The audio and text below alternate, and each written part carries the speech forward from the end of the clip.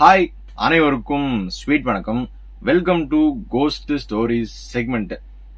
வழக்கம் போல இந்த கதையிலையும் யார் இவங்க எந்த ஊருன்றத இந்த கதையை எனக்கு சொன்னவங்க வந்துட்டு சொல்ல வேண்டாம் அப்படின்னு சொல்லிட்டு சொன்ன காரணத்தினால நான் அதெல்லாம் வந்து மென்ஷன் பண்ண போறதில்ல. இருந்தாலும் நான் நிறைய அந்த ரியல் லைஃப் பேய் கதைகள்லாம் மாட்டிக்கிட்டு நம்ம சேனல்ல போட்டிருப்போம் இல்லைங்களா, அதுல எனக்கு ஒரு மாதிரி என்னடா அப்படின்ற மாதிரி இருந்த ஒரு சில கதைகள்ல இதுவும் ஒண்ணுன்னு நான் சொல்லுவேன். ஏன்னா நிஜமாவே ஒரு மாதிரி டிஸ்டர்பிங்கா தான் இருந்துச்சு. பாவம் அந்த கன்சர்ன் நபர் வந்துட்டு ஏன்னா ஸ்டில் ஐ டேக் மை கால். இது வந்து பேய்கள்ன்றது இருக்குதா இல்லையான்றது நான் எக்ஸ்பீரியன்ஸ் பண்ற வரைக்கும் நான் வந்துட்டு உண்மையான என்னால் நம்ப முடியாது. பட் எனிவேஸ் இதை சொன்ன நபர் வந்து ரொம்ப ஃபீல் பண்ணி ரொம்ப இதாக சொன்னாங்க. ஸோ வித் டியூ ரெஸ்பெக்ட் வந்து நல்ல வேலை அவங்க இதுல இருந்து வெளியே வந்துட்டாங்கன்றது ஒரு மாதிரி நிம்மதியா இருக்கு. சரி ஃபைன், ஓகே. இந்த கோஸ்ட் ஸ்டோரி ஓகே எந்த ஊருன்னு நான் சொல்ல விரும்பல, தமிழ்நாட்டில் நடந்ததுதான், அதை வேணா நான் சொல்லிடுறேன். ஸோ ஃபர்தர் பார்க்க ஆரம்பிச்சலாமா?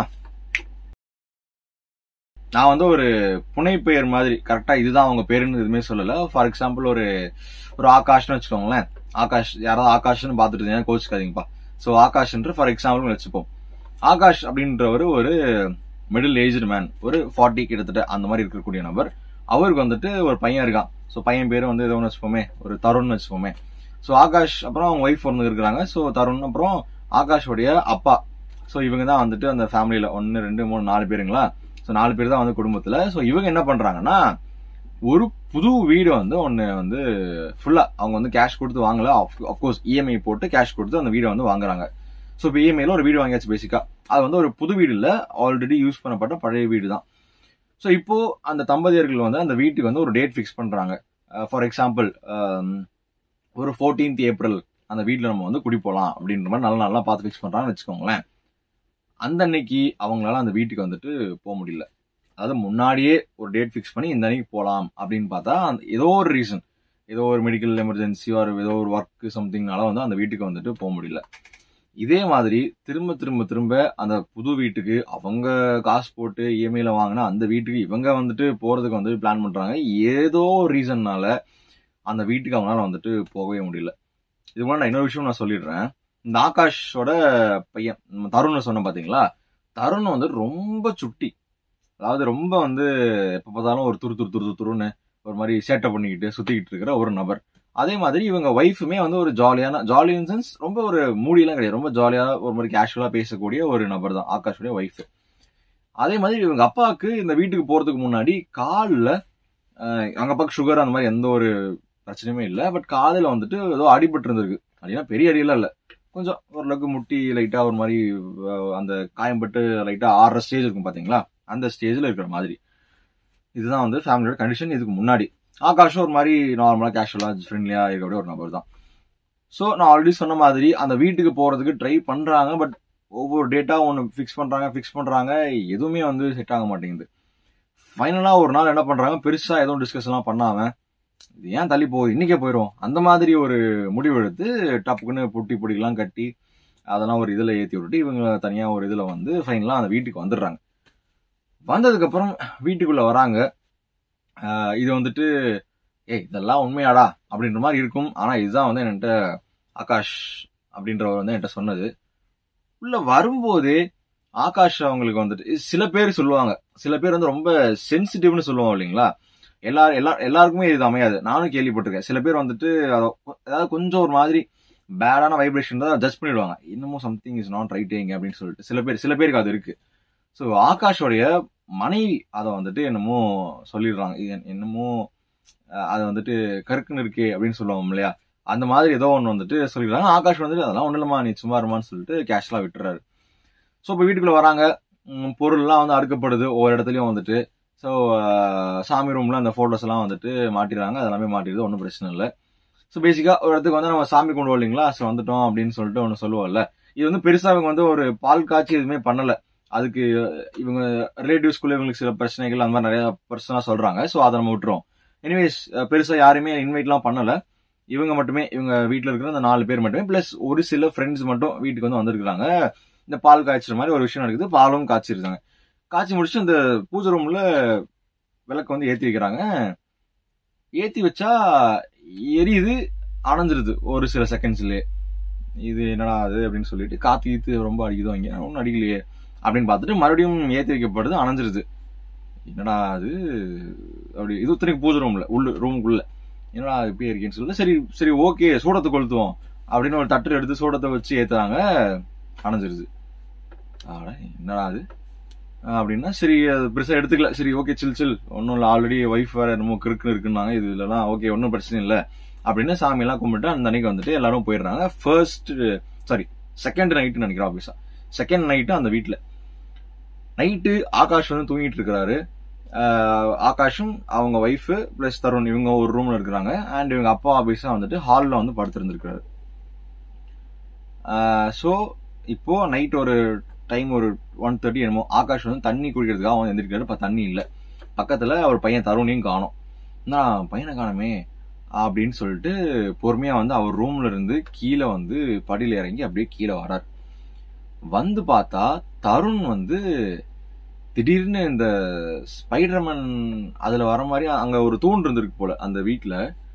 அந்த தூண்ல ஏதோ அப்படி கட்டி பிடிச்சிட்டு மேல ஐ மீன் ரொம்ப ஹைட் இல்ல ஓரளவுக்கு மேல கட்டி பிடிச்சிட்டு யாருக்கிட்டயோ பார்த்து வந்துட்டு என்னமோ பேசிட்டு இருக்கிற மாதிரி ஏதோ பாக்குறாரு. பார்த்ததையுமே சத்தம் போட்டுறாரு, அதாவது தருண் அப்படின்னு சத்தம் போட்டுறாரு. போட்டோன்னையுமே திடீர்னு அந்த பையன் வந்துட்டு அந்த தூண் ரொம்ப ஹைட் இல்ல, கொஞ்சம் மேல ஹைட்டு தான், அங்க இருந்து பொத்துன்னு கீழே விழுந்துடுறான். கீழே விழுந்ததையும் போய் என்னடா ஆச்சு, என்னடா மணி, என்னடா ஆகுது, என்னடா தூண் என்னடா பண்ணிட்டு இருக்க அப்படின்னு கேட்டதுமே அந்த பையன் எதுவுமே பேசல, ஒரு மாதிரி கவனம் போய் படுத்துக்கிறான். இவருக்கு ஒண்ணுமே புரியல, சம்பந்தமே இல்லாம எத்தனை நேரத்துக்கு இங்க இருக்கான்னு சொல்லிட்டு அதுக்கப்புறம் அப்படியே ஓடுது. இதுக்கப்புறம் ஒரு நாள் ஒரு மாதிரி என்ன சொல்றது என்னமோ ஒரு மாதிரி அவங்க ஒய்ஃப் கருக்குன்னு சொன்னாங்க பாத்தீங்களா, அதை இவரு ஃபீல் பண்ண ஆரம்பிக்கிறாரு. சம்திங் என்னமோ ஒரு மாதிரியாவே இருக்கிப்பா அப்படின்னு சொல்லிட்டு. இது இன்னொரு வியர்டான விஷயம் என்னன்னு பாத்தீங்கன்னா, இவங்க அப்பாவுக்கு நான் காலில் புண்ணு இருக்குன்னு சொன்ன பாத்தீங்களா, ஏதோ ஒரு ஊண்டாயிடுச்சு, பெரிய ஊண்டு இல்ல, சின்ன ஒரு மாதிரி அந்த 6 ஸ்டேஜ்ல இருக்குன்னு சொல்லிட்டு 1 மாசம் ஆகுது, 2 மாசம் ஆகுது, கிட்டத்தட்ட 2 மாசமா அந்த புண்ணு வந்து ஆறவே இல்லை. இந்த வீட்டுக்கு எப்படி வந்தாங்களோ அதே அளவுல அந்த பொண்ணு இருந்திருக்கு. இவங்களும் ஹாஸ்பிட்டல் போயிருக்கிறாங்க, பாத்துக்கிறாங்க, எதுவுமே அந்த பொண்ணு ஆறவே இல்லை, அப்படியே தான் இருந்திருக்கு. ஸோ இது ஒரு வேடான விஷயம். கொஞ்ச நாள் போக போக போக இந்த மாதிரியான விஷயங்கள் இந்த தருணோட நடவடிக்கைகள் ஃபுல்லாவே மாறிடுது. ரொம்ப நான் சொன்னேன் ரொம்ப சுட்டி சிரிச்சுட்டே துருதுருன்னு இருப்பான்னு சொல்லிட்டு, அப்படியே ஆப்போசிட்டா அடிச்சு போட்ட மாதிரி ஏதோ அப்படியே ஒரு ஜாம்பி மாதிரி வந்துட்டு வரான் போறான் அப்படின்றாரு. பிளஸ் அப்பாவுக்கு வேற பொண்ணு ஆற மாட்டேங்குது, ஒய்ஃப் வந்தோடனே கருக்குன்னாங்க, என்னடா அது ஒண்ணுமே புரியலேன்னு சொல்லிட்டு ஒரு நாள் அந்த வீட்டுல வந்து ஒய்ஃப் கிட்ட இத பத்தி பேச போலான்னு போறாரு. முடியல, ஏதோ தடங்கள். அத்தனைக்கும் அவர் வந்துட்டு எதுவும் முடியலாம் சொல்லல, இதை பத்தி பேசலான்னு சொல்லிட்டு போறாரு. என்னமோ ஒண்ணு பண்ணி இதை பத்தி பேசவே முடியல. ஃபைனலா ஆஃப்டர் சில நாட்கள் வந்துட்டு வெளியில ஏதோ ஒரு பக்கம் வச்சு ஒய்ஃப் கிட்ட வந்து, மா நீங்க அன்னைக்கு சொன்னலமா என்னமோ கருக்குன்னு இருக்குன்னு சொல்லிட்டு, எனக்கும் கொஞ்சம் நடக்கிறதெல்லாம் பார்த்தா ஒரு மாதிரி அப்படிதான் இருக்குன்னு சொன்னாங்க. ஒய்ஃபு ஓன்னு அழுதுடுறாங்க. இல்லைங்க நீங்க வேலைக்கு போயிடுறீங்க, நான் வீட்டுல இருக்கேன், இங்க என்னென்னமோ நடக்குது, இந்த மாதிரி குரல்கள் கேக்குது, எனக்கு யாரோ இது பண்ற மாதிரி இருக்கு, இங்க இருக்காத போன்னு சொல்ற மாதிரி வந்துட்டு என்னென்னமோ இருக்கு, நான் என்னால நெருப்புன்னு அந்த பூஜை ரூம்ல பத்த வச்சா அது வந்துட்டு நிக்கவே மாட்டேங்குது, போயிடுது அப்படின்னு சொல்லிட்டு ஓன்னு அழுகுறாங்க. இவருக்கா தூக்கி வாரி போட்டுருச்சு. ஏமா என்கிட்ட முன்னாடியே சொல்லல அப்படின்னு சொன்னதுக்கு, இல்லைங்க நீங்க ஆல்ரெடி இஎம்ஐ அதெல்லாம் போட்டு ஒரு மாதிரி தான் வந்து வாங்கியிருக்கோம், இதுல நான் இதெல்லாம் நொட்டா சொல்லி ஆல்ரெடி நான் அவங்கள்ட்ட சொன்னேன், நீங்க பெருசா எடுத்துக்காத சொல்லிருக்கீங்க, சரி எதுக்கு உங்களை வந்துட்டு சங்கடப்படுத்துவாங்கன்னு சொல்லிட்டு தான் நான் சொல்லல அப்படின்னு. ரைட்டு சரி ஓகே சரி இது என்னமோ சரியில்லையே அப்படின்னு சொல்லிட்டு அப்பாவை கூப்பிட்டு பேசுறாரு. அப்பாவை கூப்பிட்டு பேசினா அவரும் இதே மாதிரிதான் சொல்றாரு, இல்ல கண்ணா அப்படி ஏங்க என்கிட்ட யாருமே சொல்லலன்னு கேட்டது, இல்ல சேம் அந்த இஎம்ஐ போட்டு நம்மளே ஒரு மாதிரி வீடு வாங்கிட்டு இப்பதான் அது எதுக்கு சொல்லணும்னு சொல்லலான்னு அவரும் சொல்றாரு. சரி ஓகே சம்திங் இஸ் நாட் ரைட்ன்றது பிக்ஸ் ஆயிடுறாங்க. சரி என்ன நடக்குதுனாவது பாக்கலாமே அப்படின்னு சொல்லிட்டு ஒரு நாள் 3 பேருக்குமே சம்திங் இஸ் நாட் ரைட்னு தெரிஞ்சிருது. ஒரு நாள் நைட்டு தூங்கும் போது அதே மாதிரி நம்ம தருண் வந்து மிஸ்ஸிங் ஆளை காணோம். சரி இவங்க 3 பேருமே வந்துட்டு சரி போலாம் தருண் எங்க அப்படின்னு பார்க்கும்போது, இத சொன்னா நீங்க நம்புவீங்களான்னு தெரியாது, எனக்கு ஒரு மாதிரி தான் இருந்துச்சு. தருண் அந்த பூஜை ரூம் உள்ள ஐ மீன் கொஞ்சம் வெளியில, பூஜை ரூம்னா கொஞ்சம் அந்த அந்த அந்த சைட்ல, பூஜை ரூம் சைட்ல அந்த இடத்துல ஏதோ வந்து வேற ஏதோ பாஷை அவர் ஏதோ சொன்னாரு, எனக்கு டக்குன்னு அது என்னன்றது சொல்ல வரல, பட் சம்திங் தமிழ் கிடையாது, அது வேற ஏதோ ஒரு பாஷை, அதை பேசிக்கிட்டு வளரிக்கிட்டு என்னமோ மாதிரி இருந்திருக்கணும்னு பார்த்தோன்னா 3 பேருக்குமே அப்படியே தூக்கி வாரி போட்டிருக்குது. உடனடியா அவர் ஓடி போய் பேசுறாரு, தருண் இது பண்றாரு, தருண் அடங்கவே இல்லை, டக்குன்னு அப்படியே வந்து வெளில வராங்க, கார் எடுக்கிறாங்க. அவங்களுக்கு தெரிஞ்ச ஒரு ஒரு ஒரு கோ- ஒரு கோ- ஒரு ஒரு சாமியார்னு சொல்லாம அந்த மாதிரி ஒருத்தர் போய் பாக்குறாங்க. பார்த்ததையுமே வந்துட்டு அவரு சில விஷயங்கள்லாம் பண்றாரு. அந்த இதெல்லாம் பண்ணோன்னா கொஞ்சம் ஒரு நாள் தருணம் சாந்தமாகறோம். அதுக்கப்புறம் அவர்கிட்ட கன்சல்ட்லாம் பண்றாங்க. இந்த மாதிரி நடக்குது, ஒண்ணுமே புரியல அப்படின்னு சொன்னதுக்கப்புறம் அப்புறம் அவங்கெல்லாம் வந்துட்டு வீட்டுக்கு ஒரு டைமுக்கு அப்புறம் வராங்க. வந்து இதெல்லாம் பண்ணும்போது ஏதோ ஒரு ரொம்ப துஷ்ட சக்தி ஒன்று இருக்கிறதா சம்திங் அவர் வந்து கண்டுபிடிக்கிறாங்க.